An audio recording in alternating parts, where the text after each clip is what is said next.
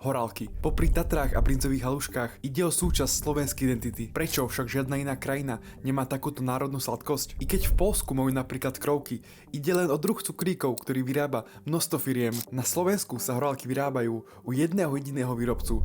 Ale bolo to tak vždy? Sponzorom videa je stránka Sell Your Skins, kde predá svoje skiny instantne a za tie najlepšie ceny. Stačí zakliknúť tie, ktoré chceš predať a peniaze si poslať na PayPal, bankový účet, Revolut či dokonca pomocou krypta. A s kódom MAGRODIK dostaneš ešte o 5% naviac. Link je v popise. Pre pôvod horáliek sa musíme vrátiť viac než 180 rokov do minulosti, do českého mesta Opava. Práve tam založil v roku 1840 Teodor Fiedor rodinný podnik Fiedor, ktorý sa venoval výrobe kúpeľných oplátok. Z malej rodinnej firmy sa počas 10 ročí stal najvýznamnejší podnik svojho druhu na historickom území Slieska. Pod značkou Fiedor vznikli aj dnes známe Fidorky, pomenované podľa priezviska majiteľov, či napríklad Miňonky. Potom však prišla druhá svetová vojna. Po jej skončení bol podnik znárodnený a rodina Fiedorovcov bola kvôli svojmu nemeckému pôvodu odsunutá do americkej okupačnej zóny v Nemecku. Po vojne sa zároveň obnovilo aj spoločné Československo. Podnik v Opave sa tak ocitol v rukách štátu a nové vedenie potrebovalo nadviazať na popularitu pôvodných výrobkov. Začali preto experimentovať. Kúpeľné oplátky naukladali na seba, zlepili orieškovým krémom a rozdelili na osminky. Čím vznikol tvar trojuholníka, ktorý ešte po stranách namočili do čokolády. Vzor a čokoládové lemovanie pripomínali siluetu štítov slovenských Tatier. Nový výrobok preto dostal názov, ktorý poznáme dodnes, Tatranky. Zaujímavé je, že i skrz majestátne hory na českej strane republiky si Česi zvolili názov podľa tých našich. Na trh sa dostali už v roku 1946 a okamžite zožali úspech. S rastúcim dopytom sa však ukázalo, že trojuholníkový tvar nie je veľmi praktický, aby sa oplátky dali jednoduchšie baliť a skladovať. Postupne sa začali vyrábať v dnes už známom obdĺžnikovom tvare. Medzi tým sa výroba oplátok postupne rozširovala aj do slovenskej časti Československa. V roku 1953 vznikli v Seredi slovenské pečivárne, ktoré boli súčasťou národného podniku Průmysl trvanlivého pečiva Praha. Hoci tomu názov veľmi nenapovedá, pod tento podnik patrilo viacero fabrík po celom Československu, vrátane opavského závodu Fiedor, ktorý bol postupne premenovaný na dnes známy názov Opavia. Keďže všetky tieto závody patrili pod jeden štátny podnik, aj v Seredi sa začali vyrábať najpopulárnejšie oblátkové rezy tej doby, Tatranky. V roku 1965 ale nastal problém. Na výrobu Tatraniek sa používali lieskové orechy, ktorých bol v tom období nedostatok. Padol preto návrh nahradiť ich lacnejšími arašidmi. Jemnou zmenou receptúry tak vznikol úplne nový produkt, horálky. Pri nich sa však experimentovanie neskončilo. Výrobcovia začali meniť plnky a skúšať nové kombinácie. Prišli kávenky s kávovou príchuťou, nasledovali kakaové rezy a potom Mila, ktorá stavila na plnku zo sušeného mlieka. Vývoj výrobkov uzavrela v roku 1988 Lina, ktorá kvôli vyššiemu obsahu čokolády a arašidov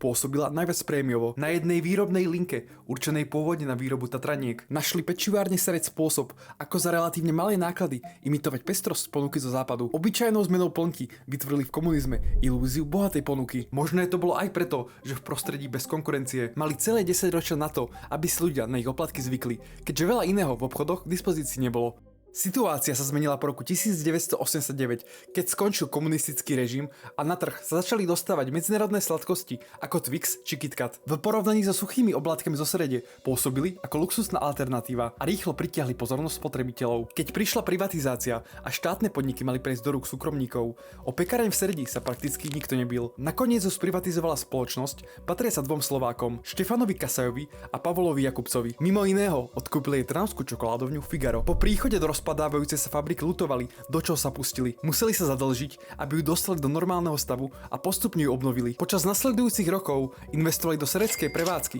vyše 100 miliónov eur, čím zabezpečili prežitie výrobkov, ktoré by inak po páde režimu zanikli. Možno nie úplne. Stále totiž existovala pôvodná továreň Opavia na českej strane spoločného štátu. Zrazu existovali dve rôzne firmy vyrábajúce rovnaké výrobky. V roku 1993 sa navyše rozdelilo Československo a tieto podniky sa ocitli v dvoch samostatných krajinách.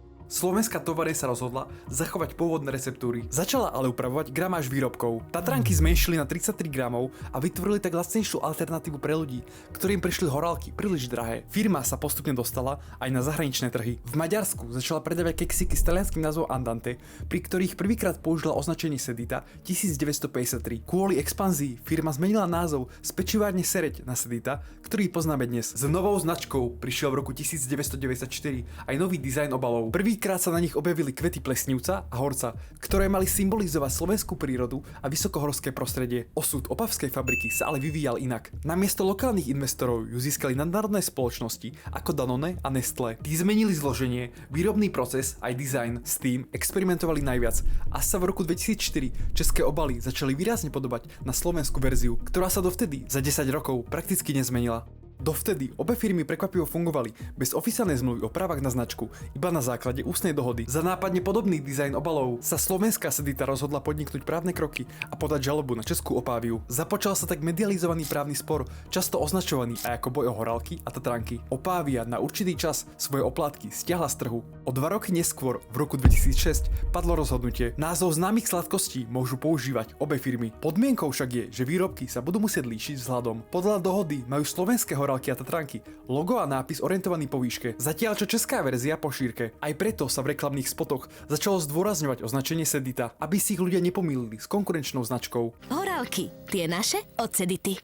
Predaje každým rokom stúpali. Značky Sedita a Figaro, ktoré noví vlastníci prevzali v dezolátnom stave od komunistov, sa postupne stali najúspešnejšími vo svojej oblasti a jej majitelia sa začali radiť medzi najbohatších ľudí na Slovensku. Ročná výroba horálok začala dosahovať vyše 100 miliónov kusov, z čoho sa približne polovica predá priamo na Slovensku. Druhá polovica putuje do zahraničia, čo vychádza, že sa na Slovensku jedia približne 2 horálky každú sekundu. Údajne sa konzumujú dokonca častejšie než chlieb. S rovnakým zložením, len pod inými názvami, sa začali dostávať do celého sveta. V Poľsku sa predávajú pod značkou Gorálky a ponúkajú viac príchutí. Napríklad citrónovú či mliečnu. V Maďarsku ich predávajú pod značkou Moments, napríklad v kokosovej alebo banánovej variante. Všetky sa však stále vyrábajú v tej istej továrni v Seredi. Kvôli tomuto záberu som šiel až do Maďarska, takže daj odber. Postupne začali vznikať aj rôzne napodobeniny, napríklad apeninky, skautky či turistky. Osud českej firmy však taký priaznivý nebol. Opáviu v roku 2012 kúpil Mondelez a výroba sa začala ešte viac šidiť. Arašidové horálky sa začali vyrábať úplne bez arašidov, iba s arašidovou príchuťou. Výrobca argumentoval tým, že vďaka tejto zmene si môžu oplatky vychutnať aj ľudia s alergiami. Verejnosti táto výhovorka prišla smiešna a rozdiel v kvalite výrobkov ich hneď spoznali. Od tej doby, čo Mondelez pokazil takmer všetko, čo prevzal, sa tomu, čo má v názve Opávia, oblúkom vyhýbam. Naopak u Sedity mi pripadá, že si drží zloženie aj gramáž. Kvôli slabým predajom prestala Opávia horálky vyrábať úplne a dnes sú v obchodoch dostupné len tie slovenské. Značka sa pritom stala tak silnou, že sa objavila aj mimo obchodov. V roku 2013 bol premenovaný Rýchlik, ktorý jazdil medzi Bratislavou a Košicami na horálky Sedita. Rýchlik 601, horálky Sedita zo smeru Bratislava hlavná stanica. Spoločnosť však nepoužila meno iba na počesť značky, išlo o platenú reklamu. Presná suma nebola zverejnená, no železničná spoločnosť Slovensko plánovala za reklamu pýtať približne 70 a 120 000 eur ročne. V roku 2020 sa však reklamné názvy vlakov zrušili. Železnice odhalili, že im firmy platili len 750 eur mesačne. Ani ostatné sponzorované vlaky ako Mila Sedita či OK Elektro už dnes nejazdia. Krátko na to prišla pandémia, ktorá zasiahla celé Slovensko. Jeden z dvoch majiteľov Sedity, Pavol Jakubec, sa v rozhovore pre denník E vyjadril: kto je zaočkovaný, nech si slobodne ide kam chce, no kto nie je, nech sedí doma. Vyjadrenie jedného z najbohatších Slovákov vyvolalo veľkú vlnu reakcií. Odporcovia vakcín začali produkty Sedity bojkotovať. Rôzne druhy výrobkov som si od vás kupovala, no po vyjadrení majiteľa končím, aj ostatní v rodine a taktiež známi tak robia. Treba bojkotovať, aj keď to nebude mať taký efekt, ako keď Ronaldo odsunul kolu, ale verím, že to majiteľ tiež pocíti, keď ho prestanú neočkovaní sponzorovať. Nebudeme spodporovať spoločnosť a majiteľa, ktorý segreguje ľudí, nech ho žive očkovaní. Reagovali aj niektorí podnikatelia. E-shop s rozvozom potravín vyradil všetky produkty Sedita zo svojho sortimentu. Nechceme, aby slovenská firma skrachovala. Chceme len ukázať majiteľovi, aby dával pozor na svoje výroky. Paradoxne, však miliónová firma žiadny výrazný pokles tržieb nezaznamenala. Naopak donášková služba onlinepotraviny.sk skrachovala len pár mesiacov po tomto vyjadrení. Niektorí ľudia zašli ešte ďalej a horálky začali doslova ničiť. Tatranky, moje celkom posledné, ktoré som objavil, skončili ako žrádlo pre vtáčiky. Dúfam, že sa neotrávia. Neznámy Bruno však nebol jediný, kto horálky rozmlátil. Po internete začalo kolovať aj video Borisa Kollára, predsedu Národnej rady Slovenskej republiky, ktorý horálky označil za nepriateľa štátu. A ja som presvedčený o tom, že s takýmto rozvracačom a deštruktorom našeho parlamentu sa musíme vysporiadať tak, ako sa patrí. A týmto chcem dokázať, že ja budem vzorne plniť všetky náležitosti, ktoré mi povedia tam, aby som zničil tohoto nepriateľa našeho parlamentarizmu a rozvracača tohto štátu. Video však vzniklo už v roku 2016 a s očkovaním nemal nič spoločné. Išlo o reakciu na Andreja Danka, ktorý chcel v parlamente zakázať konzumáciu horálok. Išlo o jeden z prvých škandálov, aké horálky počas svojej existencie zažili. Výrok Pavola Jakubca ho neskôr mrzel a priznal, že je pre neho jedno, či je zákazník očkovaný alebo neočkovaný. Počas pandémie zároveň Sedita predstavila linu Peanut Butter. Po jej úspechu prišla takmer po 60 rokoch aj zmena v recepte horálok. Firma neurobila chybu, že by siahla na originálny produkt. Namiesto toho vznikli horálky s príchuťou arašidového masla, ktoré mali osloviť mladšie generácie a pomôcť značke preraziť na globálnom trhu. V roku 2021 predal Štefan Kasaj, jeden z dvoch majiteľov IDC Holdingu, ktorá vlastní Seditu a Figaro, svoju polovicu vo spoločnosti. O 3 roky neskôr sa aj druhý slovenský majiteľ, Pavol Jakubec, rozhodol predať svoju časť firmy. Spoločnosť kúpil írsky koncern Valeo Foods Group. Sedita sa tak prvýkrát vo svojej histórii dostala do rúk zahraničného majiteľa a ostáva otázkou, či ju v budúcnosti nečaká podobný osud ako Českú Opáviu.